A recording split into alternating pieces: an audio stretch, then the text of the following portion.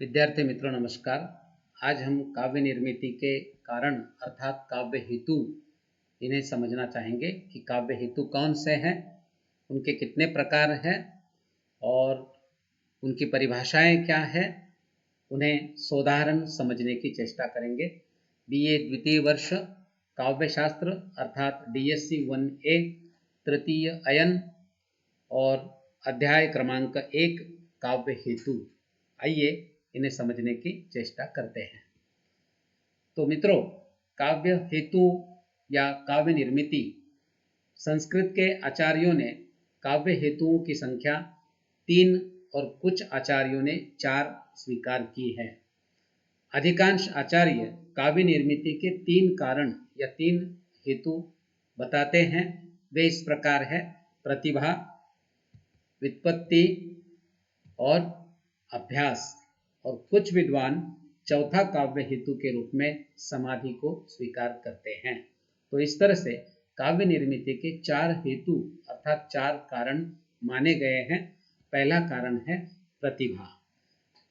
हम देखते हैं कि जब भी हम किसी सुंदर कविता या गीत को सुनते हैं या किसी सुंदर चित्र को हम या शिल्प को देखते हैं तो अनायास हम उस शिल्पकार, चित्रकार, कवि या गीतकार की प्रतिभा का उल्लेख करते हैं, उसका अभिनंदन करते हुए बार बार उसकी प्रतिभा को नवाजते हैं।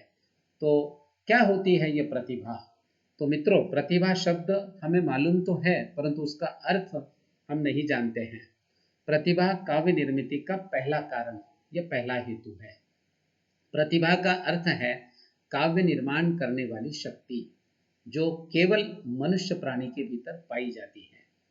तो जो शक्ति या जो प्रेरणा मनुष्य को कविता लिखने के लिए या कविता गाने के लिए या कविता प्रस्तुत करने के लिए प्रेरित करती है, उस शक्ति को, उस प्रेरणा को, उस स्फूर्ति को हम प्रतिभा कहते हैं। तो प्रतिभा के लिए शक्ति ये एक पर्याय भी है या एक समानार्थी शब्द है शक्ति। तो ये मनुष्य की एक शक्ति है, ऐसी शक्ति जो एक मनुष्य को दूसरे मनुष्य से भिन्न सिद्ध करती है, श्रेष्ठ सिद्ध करती है। संस्कृत के विद्वान और कुल मिलाकर सभी विद्वान प्रतिभा को ईश्वर की देन कहते हैं। इसलिए कहा जाता है कि प्रतिभा क्या है? ईश्वर प्रदत्त चीज है, ईश्वर द्वारा दी गई देन है। मराठी में इसको देनगी कहा जाता है या इसे दैवी शक्ति कहा जाता है। ये जन्मना मनुष्य के साथ होती है। इसलिए सभी कवि या विद्वान हम देखते हैं कि वो बहुत अधिक पढ़े हैं, उन्होंने अनेक डिग्रियां प्राप्त की है, ऐसा नहीं दिखाई देता। हमें मालूम है कि कालिदास के पास कोई डिग्री नहीं थी, महात्मा कबीर या संत तुकाराम के पास कोई उपाधि नहीं थी, परंतु उनके जैसे प्रतिभावान या विलक्षण श्रेष्ठ कवि आज तक दुनिया में मुश्किल से ही पाए गए हैं। तो इसे प्रकृति का वरदान कहा जाता है, निसर्ग का वरदान कहा जाता है, जो पैदाइशी तौर पर मनुष्य के साथ होता है। इसलिए मनुष्य किसी भी उम्र में प्रतिभा के बल पर श्रेष्ठ काव्य का निर्माण कर सकता है। प्रतिभा को ही कुछ विद्वानों ने कल्पना कहा है, प्रज्ञा भी कहा है या बुद्धि भी कहा है। तो इस तरह से प्रतिभा के पर्यायवाची समानार्थी शब्द हुए शक्ति, स्फूर्ति, कल्पना, प्रज्ञा या बुद्धि। तो प्रतिभा को विविध नामों से संबोधित किया जाता है। वास्तव में प्रतिभा ही काव्य निस्फुरण की आदि जननी है, प्रथम निर्माती है। प्रतिभा के कारण ही कवि कविता लिख सकता है। यही प्रतिभा कवि को काव्य सृजन के लिए प्रवृत्त करती है, अर्थात कविता के निर्माण के लिए प्रवृत्त करती है। प्रतिभा काव्य निर्मिति की मूल आद्य शक्ति है या बीज रूपा आद्य शक्ति माना जाता है। मूल यानी बेसिक, मूलभूत शक्ति है।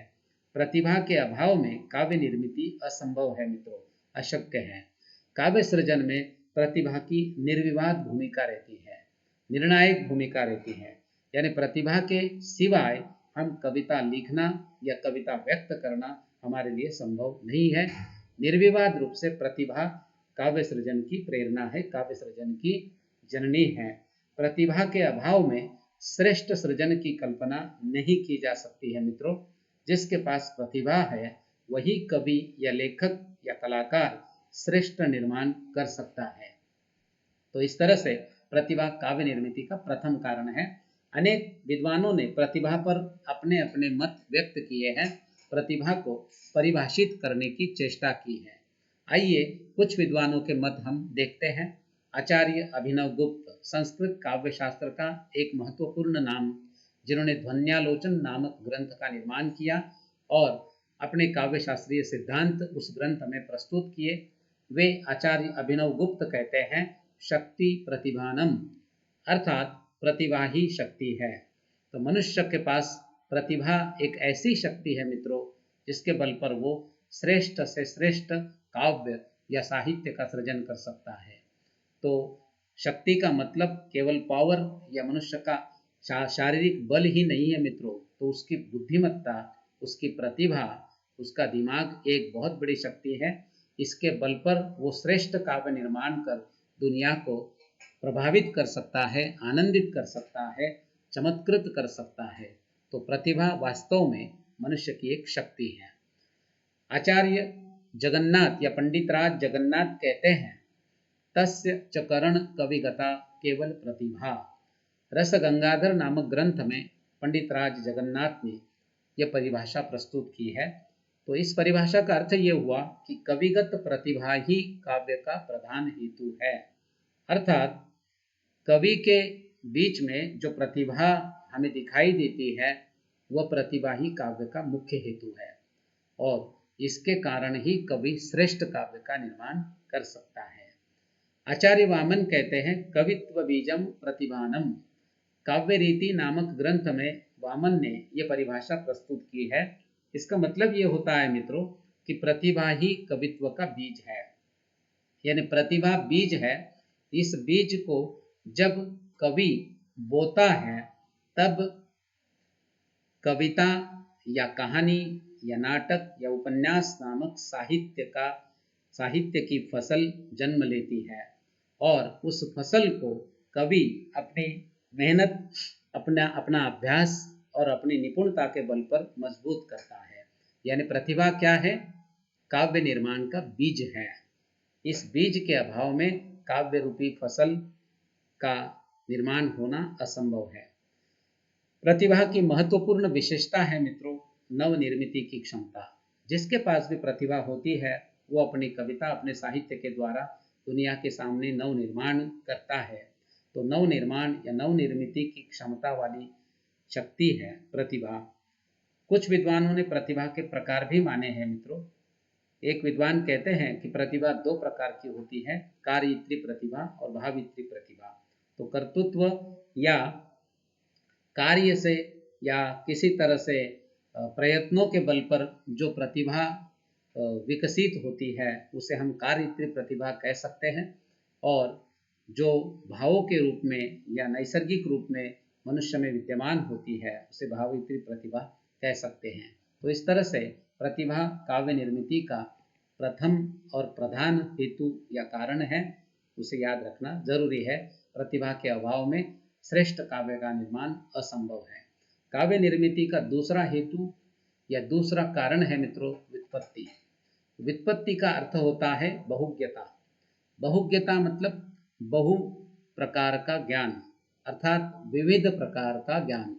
जिस व्यक्ति में प्रतिभा होती है उस व्यक्ति के साथ यदि अनेक शास्त्रों का, अनेक विषयों का ज्ञान यदि उसे है तो निश्चित रूप से उसका साहित्य, उसकी निर्मिति श्रेष्ठ हो सकती है। तो व्युत्पत्ति यानी निपुणता या विविध प्रकार का ज्ञान या शास्त्रों का ज्ञान भी कहलाता है। तो व्युत्पत्ति के लिए पर्यायवाची शब्द हुए बहुज्ञता, निपुणता या शास्त्र ज्ञान। अनेक आचार्यों ने प्रतिभा को काव्य का मूल हेतु या प्रमुख हेतु और व्युत्पत्ति तथा अभ्यास को उसके सहायक हेतु माना है।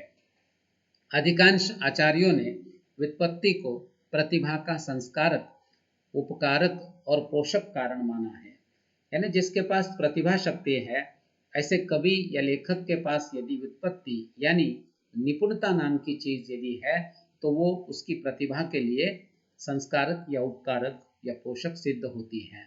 यानी प्रतिभा को मजबूत बनाने का काम व्युत्पत्ति या शास्त्रों का ज्ञान करता है।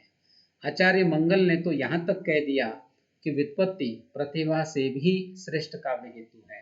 यानी जिसके पास बहुज्ञान या शास्त्रों का ज्ञान है या निपुणता है, ऐसा व्यक्ति भी श्रेष्ठ काव्य का निर्माण कर सकता है। पाठकों को प्रभावित करने की ताकत कवि में तब आती है जब उसमें लोक हृदयता होती है। यानी लोक हृदयता ये और एक पर्याय व्युत्पत्ति के लिए लिया गया है। तो हर कवि में व्यापक लोक ज्ञान की अपेक्षा रखी जाती है। जो भी कवि या लेखक है उसे लोक अर्थात संसार का, दुनियादारी का ज्ञान होना अपेक्षित है और दुनियादारी का यह विस्तृत ज्ञान ही व्युत्पत्ति या बहुज्ञता कहलाता है। और जिसके पास व्युत्पत्ति या बहुज्ञता है, ऐसा व्यक्ति या ऐसा कलाकार अपने प्रतिभा के बल पर श्रेष्ठ या महान काव्य कृति का निर्माण कर सकता है। तो प्रतिभा के साथ व्युत्पत्ति और अभ्यास का जो संबंध है मित्रों, उसे हम पोष्य पोषक संबंध कह सकते हैं। यानी प्रतिभा पोष्य है और व्युत्पत्ति और अभ्यास क्या है, उसके पोषक है, उसे मजबूत करने वाले हैं। यानी जिसके पास प्रतिभा है उसके पास यदि और दो चीजें हो, बहुज्ञता और अभ्यास यानी प्रयत्न, तो निश्चय ही ऐसा व्यक्ति ऐसी काव्य कृति दुनिया को दे सकता है जिसका सदियों तक, युग युग तक नाम लिया जा सकता है। हम देखते हैं महात्मा कबीरदास, संत तुकाराम, संत ज्ञानेश्वर, तुलसीदास, सूरदास या फिर आधुनिक काल में प्रेमचंद, जयशंकर प्रसाद, महादेवी वर्मा, सूर्यकांत त्रिपाठी निराला, ऐसे कवि और लेखक हैं मित्रों जो अपनी प्रतिभा और अपने व्युत्पत्ति और अभ्यास के कारण आज भी हिंदी संसार में अपना नाम रोशन किए हुए हैं। तो काव्य निर्मिति का द्वितीय कारण हुआ व्युत्पत्ति और तृतीय कारण हुआ अभ्यास, जिसे हम अगली स्लाइड में समझेंगे। तो व्युत्पत्ति और अभ्यास ये प्रतिभा को मांझने और चमकाने का काम करते हैं। इस तरह से काव्य निर्मिति का तीसरा कारण है अभ्यास। अभ्यास का मतलब है मित्रों किसी अच्छी चीज या अच्छे काम को निरंतर करते रहना। निरंतर प्रयास करते रहना मतलब अभ्यास है। काव्य निर्मिति के लिए प्रतिभा और व्युत्पत्ति तो आवश्यक है ही, परंतु इसके साथ साथ निरंतर प्रयत्न करने की जो क्षमता है अर्थात अभ्यास की क्षमता यदि उस व्यक्ति में हो तो निश्चित रूप से ऐसा व्यक्ति एक सफल लेखक या कवि सिद्ध हो सकता है। प्रतिभावान कवि या लेखक निरंतर अभ्यास से अपनी प्रतिभा को निखारने का काम करते हैं। इसी कारण संस्कृत के कालिदास हो या हिंदी के जयशंकर प्रसाद या महादेवी वर्मा, इनकी आरंभिक कविताओं में और आगे की रचनाओं में हमें बहुत अंतर दिखाई पड़ता है, बहुत फर्क दिखाई पड़ता है। शुरुआती दौर में इनकी कविताएं हमें कुछ सामान्य सी प्रतीत होती है, परंतु जैसे जैसे ये प्रौढ़ बनते जाते हैं उनकी कविताएं, उनके ग्रंथ और मार्मिक और श्रेष्ठ हमें प्रतीत होते हैं। कालिदास का मेघदूत हो या शाकुंतल या कुमार संभव या फिर जयशंकर प्रसाद का कामायनी महाकाव्य हो या फिर महादेवी वर्मा का यामा काव्य ग्रंथ हो, इन रचनाओं में और उनकी शुरुआती रचनाओं में हमें निश्चित रूप से फर्क दिखाई देता है। इसका कारण है मित्रों व्युत्पत्ति और अभ्यास। व्युत्पत्ति अर्थात निपुणता और अभ्यास यानी निरंतर प्रयास ने इन कवियों की प्रतिभा को मांझा है, चमकाया है, श्रेष्ठ बनाया है। संस्कृत के सभी आचार्यों ने अभ्यास को प्रतिभा का पोषक हेतु स्वीकार किया है। आचार्य दंडी ने तो यहाँ तक कह दिया कि प्रतिभा को हम सर्वोपरि मानते अवश्य है, परंतु निरंतर अध्ययन और अभ्यास से मनुष्य को सरस्वती प्रसन्न होती है और वो श्रेष्ठ काव्य लिख सकता है। इसी कारण लोक जीवन में ऐसा कहा जाता है कि करत करत अभ्यास के जड़मती होत सुजान, रसरी आवत जात ही सील पर परत निशान। इसका मतलब है मित्रों बार बार अभ्यास करने से जड़मती भी सुजान अर्थात विद्वान हो जाते हैं। रसरी आवत जात ही सील पर पड़त निशान, कुएं पर हमने देखा है कि पत्थर पर रसरी अर्थात रस्सी के लगातार घिसने से पत्थर पर भी क्या बन जाते हैं, निशान बन जाते हैं। हम तो मनुष्य हैं, यदि हम लगातार प्रयत्न करते हैं तो निश्चित रूप से हमारे हाथों से श्रेष्ठ काव्य या श्रेष्ठ काम का निर्माण हो सकता है। तो काव्य हेतुओं में प्रतिभा के साथ साथ व्युत्पत्ति और अभ्यास का भी उतना ही महत्व है। ये हो गए 3 प्रमुख काव्य हेतु। अब हम चौथे काव्य हेतु पर प्रकाश डालने की चेष्टा करेंगे। कुछ संस्कृत विद्वानों ने काव्य हेतुओं की संख्या 4 मानी है, इसलिए प्रथम 3 काव्य हेतुओं के साथ चौथा काव्य हेतु समाधि को जोड़ा है। तो समाधि ये काव्य निर्मिति का चौथा कारण माना गया है। समाधि का अर्थ है मित्रों मानव चित्त की एकाग्रता, मनुष्य की साधना, उसका तप, उसका चित्त योग या भाव योग समाधि कहलाता है।